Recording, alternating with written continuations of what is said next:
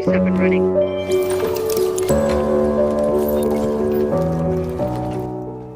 Despite the massively multiplayer ambitions hinted at in the game's earliest trailers, open-world cooperative shooter The Division is not an MMO. Its realistic recreation of Midtown Manhattan will not be populated by human players throughout, like, say, DayZ. Rather, you'll only find large groups of random players in Destiny-style social hub areas that occupy small, specific pockets of the world map.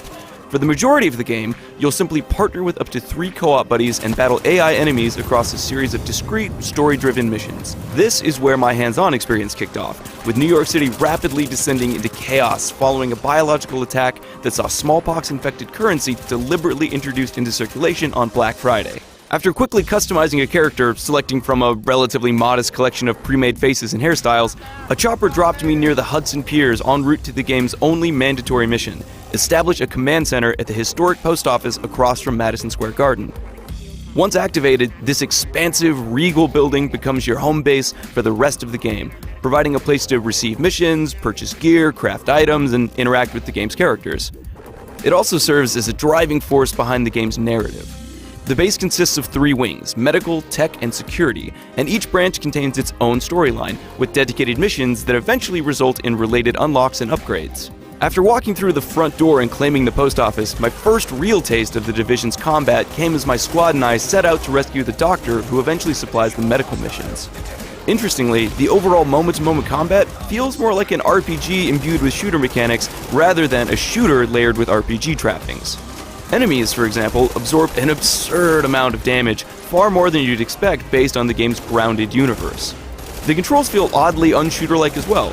In order to throw a grenade, for example, you must hold left on the D-pad, select the grenade type, bring up the throwing arc by holding the left trigger, and finally throwing your explosive with the right trigger.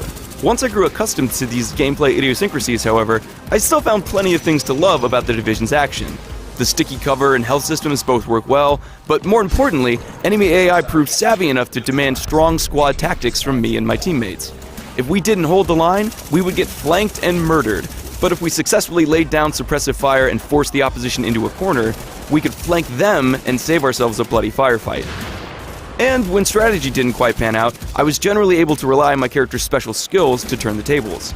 The Division's upgrade and progression systems are extensive, offering 3 separate categories of both passive and active abilities. Skills are most definitely active, allowing you to, say, unleash an enemy-seeking mine or break out a riot shield and march into the crossfire unscathed. The loot system is equally robust, with dozens of individually upgradable pieces of gear and a huge selection of weapon mods so you can turn any firearm into your own custom killing machine. Honestly, the options felt overwhelming, but I expect the game's RPG roots will shine through and the entire experience will open up after a few hours of upgrading and customizing your character. The one major question that remained after my hands-on time: what will we find as we explore the streets of New York City? I was able to engage in a few simple side quests, but I didn't have much time to explore.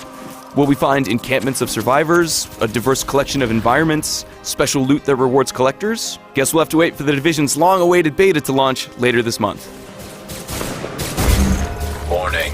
Your Division affiliation has been disavowed. You are now marked as rogue. Alert. A member of your team has disavowed Division affiliation. The team will be marked rogue.